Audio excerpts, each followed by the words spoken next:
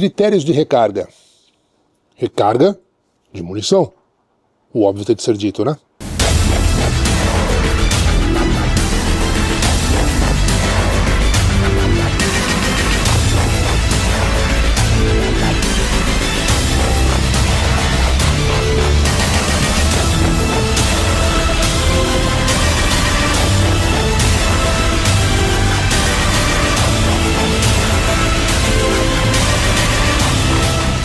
Pessoal, já me perguntaram por várias vezes a respeito de recarga, se eu recomendo ou não. Vejam só, já é mais do que sabido, o pessoal que está aí no tiro, o pessoal que vem praticando, realmente praticando o tiro, vem com atividade séria, é caro, tá? É uma atividade, é um esporte caro. Eu já falei isto por algumas vezes, e até em uma delas, um indivíduo disse que eu estava criando castas. Eu gosto até de repetir porque é interessante. Eu não crio castas nenhuma, gente. Eu apenas, daquilo que eu conheço, eu oriento. E quando eu não tenho a informação, eu vou buscá-la. Mas criar castas, não, ok? Até eu costumo dizer aqui, se o indivíduo vem para uma atividade e ele não tem a condição de fazer 20, 30, 40, 50 disparos, enfim, dependendo da categoria, dependendo da atividade, se é um campeonato, que tipo de campeonato, enfim. Mas quando o atirador ele vem para cá, ele faz aí seus pelo menos 20, 30 disparos, ok? Isso não é barato, gente. É custoso. E para aqueles atiradores que montam as suas munições, é interessante sim fazer a recarga, porém com alguns critérios. Eu não vou tentar, seria até muita imprudência da minha parte, tentar aqui dar uma aula, tentar aqui esmiuçar o assunto, isso não é possível. Inclusive, nós temos os cursos aqui na academia, cursos de recarga de munição, curso de armeiro, e agora nós estamos aqui montando, quase finalizando aí o curso de instrutor de armamento e tiro, o curso tão esperado, o curso de AT aqui na ASA, teremos também. Mas o curso de recarga, a gente consegue trazer as informações, as informações mais pertinentes, aquelas que costumeiramente acontecem. Nós procuramos os incidentes, os acidentes que podem acontecer, para que o atirador evite. Então aqui no curso é possível isso. O que eu vou mostrar aqui para vocês, em alguns estojos, em algum material que eu separei aqui, é até algo interessante. Isto vai variar muito. Até eu costumo dizer aqui para o pessoal, quando eles me perguntam, né, Pedro, qual é a parte mais cara da recarga? A parte mais cara da recarga é o estojo, sem dúvida nenhuma. Mas o detalhe do estojo é que o atirador, tendo um critério, conseguindo notar, observar o comportamento, o estado em que ele está, ele vai descartar ou não. Pedro, em média, quantos disparos duram o estojo? Depende. Depende de como você trabalha esse estojo, depende da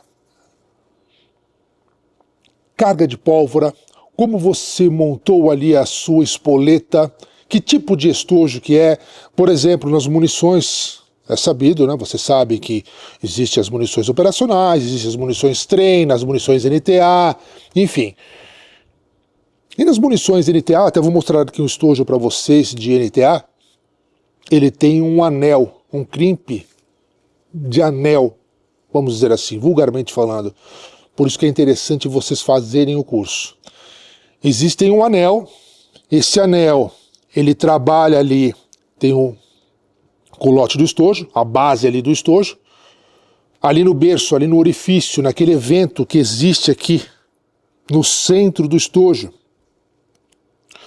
tem um anel antes de entrar a espoleta no estojo NTA, ok? NTA, Depois vocês busquem a sigla do NTA, e na realidade essa munição NTA ela foi feita para estandes fechados, porque ela trabalha com um esfumaçamento menor, vamos dizer assim, entre aspas, prejudicando menos o ambiente fechado, né? Aquela situação em que o indivíduo começa a atirar, de repente o stand indoor onde ele vai não tem uma estrutura de exaustão muito boa e acaba que aquela fumaça atrapalhando o atirador. Então a função da munição NTA é essa fumaça ser de um índice bem baixo, pouca fumaça para não atrapalhar o ambiente, não contaminar o ambiente. Então nessa munição existe aquele anelzinho aqui no colote que vai abraçar, ela abraça a espoleta e é inserido até no momento em que o atirador pega esse estojo e vai fazer o trabalho da retirada da espoleta percutida, ele tem uma certa dificuldade em retirar esse anel. Em algumas vezes acaba até que danificando o estojo, acaba amassando, entortando o estojo. Então ele precisa fazer aquele trabalho de trimagem, aquele trabalho de retirada do anel, enfim. Só que a espoleta ela tem uma medida, ela tem um diâmetro. E esse diâmetro, quando este anel ele é comprometido, a espoleta acaba sobrando neste berço de acomodação da espoleta, esse berço que está aqui no estojo. Então a espoleta ela fica meio que folgada.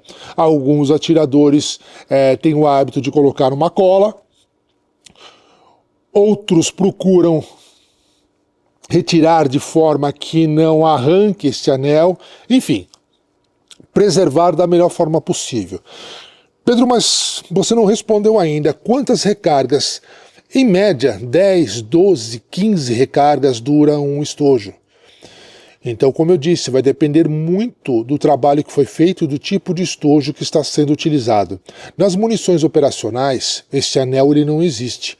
Então, o que dá uma condição melhor para esse atirador fazer a recarga dele. Mas no passo a passo, vamos lá, de forma bem sucinta, bem resumida. Como é que eu faço a minha recarga? Como é que eu trabalharia a minha recarga para atirar? Primeira coisa, eu vou lavar o estojo. Eu vou passar ele ali no tamboreador, fazer a lavagem, até porque o estojo ele vai ao chão e acaba que acumulando aquela poeira. E aqui no nosso caso, até areia. E não é interessante esse estojo sujo ir para o DAI, porque você sabe que o DAI ele tem uma medida, ele tem um trabalho, foi feito um trabalho de usinagem, como se fosse, vulgarmente falando, como se fosse um pistão dentro de um cilindro. Então, como se fosse ali um sistema, um motor, tá? Quanto mais sujo estiver esse estojo, você vai prejudicar, você vai provocar arranhões, você vai provocar danos na parte interna do seu DAI, o que vai com o tempo danificar, o que vai trazer um não ajuste ao seu estojo, o que não é bom, gente. Não é nada bom isso, porque você vai ter uma variação de pressão interna nesse estojo, até pela crimpagem do estojo. Mas então, voltando. Primeiro, a lavagem do estojo. Lavei o estojo, deixei secar. Aí eu vou lá no meu equipamento, na minha máquina, seja ela qual for, não vou citar nomes aqui. Eu vou lá na máquina e vou fazer a retirada desta espoleta, vou fazer o trabalho de retirada. Se precisar fazer a trimagem, a limpeza ali no berço ali da espoleta, será feito, eu vou fazer, enfim, mas eu vou retirar aquele material. Depois de retirada essa espoleta, eu vou lavar o meu estojo novamente. Por que que eu vou lavá-lo novamente?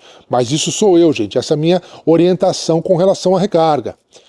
Por conta de algum fragmento de algum resíduo que tenha ficado ali naquele evento, que do berço da espoleta, aqui no estojo, à medida que eu arranquei, vai ficar aquele orifício, ficará aquele orifício aqui da espoleta, e também tem um pequeno evento que liga aqui da espoleta para o interior do estojo, que é onde vai haver o contato na queima, né? Na detonação da espoleta, a queima da substância propelente. Então existe um pequeno evento aqui que vai dar acesso à pólvora. Então, por conta disso, para evitar alguma sujeira, eu vou lavar novamente esse estojo. Feito isso, deixei secar, aí sim eu venho o trabalho da colocação de uma nova espoleta, né? Porque esse estojo ele já foi, na medida em que eu coloquei ali na minha máquina, eu fiz ao mesmo tempo em que eu fiz a extração dessa espoleta, eu fiz um trabalho de moldar, de trazer o estojo para o tamanho de uma munição original, para o tamanho de um estojo de uma munição que não tem ainda deflagrado, porque você sabe, no momento do disparo, em função da queima da substância propelente, o estojo ele expande, ele vai dar aquela encorpada. Motivo este, né, de nós termos ali o extrator e até a vareta de extrator no caso dos revólveres. Então, nós teremos ali a parede do estojo encostada, vou dizer travada, mas ela vai ficar ali justa à parede da câmara de explosão ou do tambor do seu revólver. Então vocês concordam comigo que houve uma dilatação, houve uma expansão. Então no momento da extração daquela espoleta, quando eu passo na máquina, esse estojo ele estava dilatado, ele estava expandido, ele vai dar aquela retraída, tá? Ele retrai, ele volta ali alguns milésimos de milímetros, vai ser ali, vulgarmente falando, encolhido, então ele volta para aquela medida de uma munição original, ok? Feito isso, eu vou colocar a nova espoleta, vai para o outro estágio, que é a inserção da pólvora. Passou esse estágio da inserção, ali pelo polvorímetro, enfim, foi colocado ali o projétil de forma mecânica manual ou ali dependendo da sua máquina, né, de forma automática pelo alimentador da máquina, o alimentador de pontas e projéteis, né? Vai fazer ali a alimentação da ponta, esta vai ser inserida, colocada, ajustada na altura em que você quis, pelos conjuntos de dies, e por último o fechamento desse estojo. Então esse fechamento também ele tem um ajuste. Entenda, gente, que é tudo por medidas. Tudo existe uma forma de você ajustar todo esse equipamento. E é por isso que eu digo que seria muita imprudência, seria muita irresponsabilidade da minha parte querer passar tudo isso para vocês aqui pelo vídeo. Não é possível. Eu não acho isso prudente, então eu não vou passar nenhuma receita aqui para vocês. Isto é feito aqui no curso, onde vocês farão, onde o aluno vem, faz o curso, ele vai fazer a recarga, e depois de feita essa recarga, nós vamos vir aqui para a pista para fazer os testes. Testes de medição de velocidade, o comportamento da arma, ver se o estojo apresentou alguma dilatação ou não, enfim. Então, depois da recarga, são feitos os testes, ok? Isto para as armas curtas. Eu nem vou entrar no mérito das armas longas, principalmente aqui o 223, 556, 762, 308, enfim. Que aí é a coisa mais delicada, é mais criteriosa ainda. Até naquela questão de cozimento de estojo. O que não fazemos aqui para as armas, para os cartuchos de arma curta. Pedro, mas por que vocês não fazem um recozimento aqui? Porque o tipo de pólvora, além do tipo de pólvora ser diferente, que é até interessante falar sobre isso, né? Os tipos de pólvora, nós temos ali aquelas graduações. Vamos falar da pólvora CBC, o pessoal já conhece, 216, 219, 220, 231. Esta graduação tem um motivo. Qual que é a função da 216? é uma pólvora de queima rápida. A da 219 é uma pólvora de queima mais lenta, e assim vai. Então, quanto menor o número, mais rápido vai ser a queima daquela pólvora. Então, se eu tenho uma pólvora 231, por exemplo, comparada com a 216, essa 231 ela vai ter uma queima bem mais lenta que a 219 e, consequentemente, que a 216, ok? Então, por conta desse tipo de pólvora, você tem que conhecer o tipo de pólvora que você está utilizando para a sua recarga. Quando você tem uma pólvora com esta velocidade muito acelerada de queima e você não souber fazer um fechamento, um crimpe de fechamento, pode acontecer do rompimento do estojo, ok? É até muito interessante isso, esse rompimento do estojo, porque pode danificar a sua arma, até arrebentar a sua arma. Então os critérios a serem utilizados em uma recarga de munição são grandes. Você tem que respeitar estes limites. Caso você não faça, você vai ter um problema sério, até com o risco de se lesionar, de se machucar. Então muito cuidado com isto, por isso que eu disse que eu não vou passar nenhuma receita aqui. Até eu trouxe aqui alguns estojos que nós utilizamos, que é muito interessante, porque eu tenho aqui um estojo, que ele é um estojo de um disparo só, era uma munição original, foi feito apenas um disparo, e eu tenho estojos aqui que já foram recarregados, até para mostrar aquele anel em volta ali do círculo, né, do berço de acomodação da espoleta. E eu tenho um estojo que vocês vão verificar aqui que existe uma bolsa, um estufamento aqui na base dele, bem aqui, ó, houve um estufamento aqui, ó. A espoleta foi expelida. Isso quer dizer o quê? Pico de pressão elevado. Então aqui nós tivemos, pode ser uma série de fatores, quantidade de pólvora, pode ser, quantidade excessiva, um fechamento, um crimpe de fechamento excessivo, aquele anel, né, aquele anel também que foi ali trabalhado, precisa ver como é que foi feito isso, se o atirador, ele colou essa espoleta, o que eu não recomendo. Então, esses pequenos detalhes, na minha opinião, trazem uma insegurança na recarga. Mas então, Pedro, você não faria? Sim, eu faria, mas obedecendo esses critérios de segurança precisam ser trabalhados, gente, com muito, muito cuidado, tá ok? Então aqui eu vou deixar, né, alguns estojos, o Abner vai fazer a apresentação, até inclusive de um que eu tenho aqui, por conta, vocês vão perceber aqui eu tenho um estojo que ele está abauloado, este aqui ele arrebentou, aqui em cima do culote, ele arrebentou em uma pistola, e essa pistola foi uma Glock, e acabou que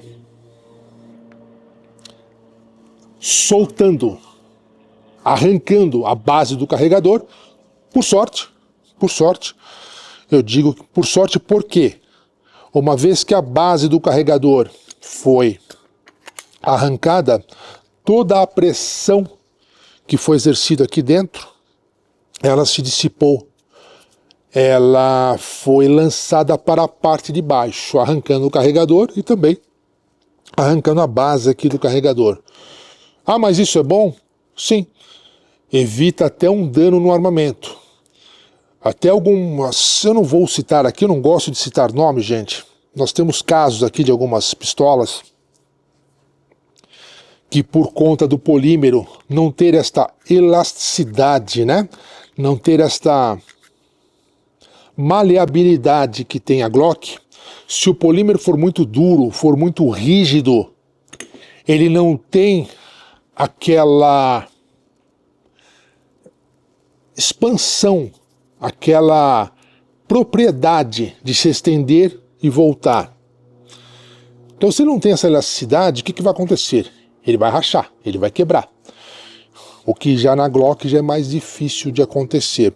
Se bem que eu costumo dizer, né, Glock, CZ, SIG, HK e outras marcas mais, né, são pistolas que não foram feitas. O próprio fabricante não aconselha, ele não orienta que se use munição recarregada. Mas por conta, né, desse baratear, então, como eu disse, né, eu terei lá o estojo, a parte mais cara, depois eu vou ter ali a espoleta, eu vou ter a pólvora, eu vou ter a ponta.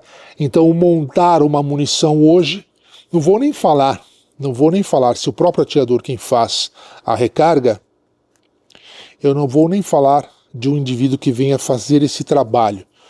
Ele vai, logicamente, né, se ele for fazer esse trabalho, o que normalmente alguns atiradores fazem, né, eles montam munições para os amigos e cobram a mão de obra. Outros não. Mas aqueles que cobram mão de obra varia ali de 50 centavos a 80 centavos para as armas curtas, tá? De 50 a 80 centavos por munição. Então isso você precisa mensurar na sua conta.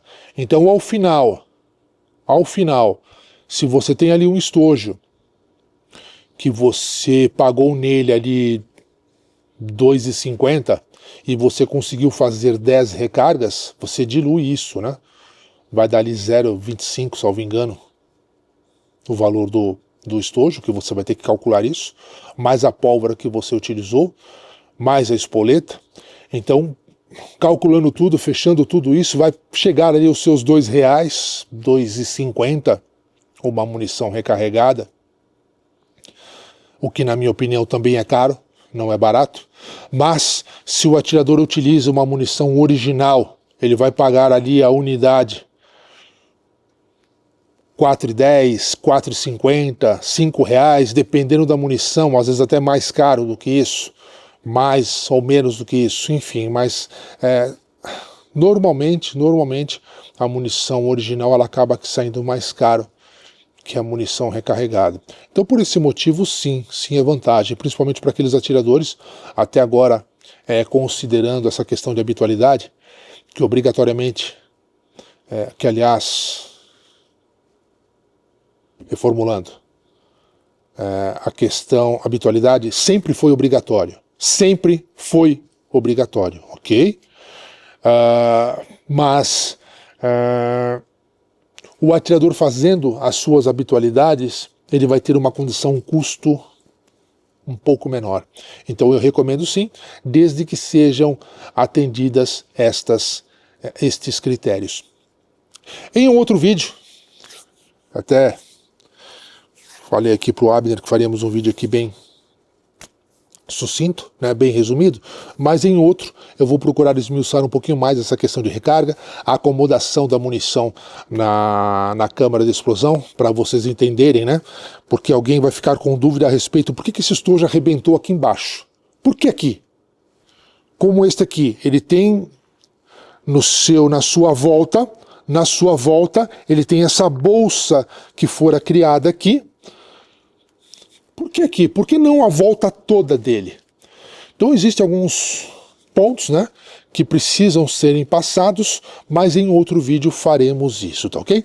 Mas para mais informações a respeito de recarga, eu recomendo que vocês façam um curso, vocês procurem alguém capacitado, que realmente tenha conhecimento, saiba o que está fazendo, não pegar um carniceiro, um indivíduo aí, um aventureiro que não sabe nem para ele e vem querer passar, né, informação. Então muito cuidado com o indivíduo, com a pessoa, com este, né, pode ser um pseudo profissional, mas com este indivíduo que você vai procurar para fazer este curso. Então é interessante que você conheça o currículo dele, tá ok? Então, dúvidas, por favor, entre em contato, coloque aqui no canal os seus comentários, que isso ajuda bastante. Os nossos seguidores têm colaborado muito neste aspecto, comentando, falando, até complementando alguns vídeos, que isso é muito interessante para aqueles que quiserem. É um imenso prazer.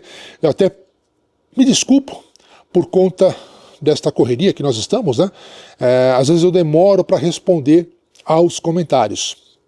mas eu faço, tá ok? Mas eu peço a vocês que comentem, que curtam, acompanhem aí o nosso canal para que nós tenhamos esse crescimento cada vez maior, tá ok, gente? Armas matam, né? Mas quem é você?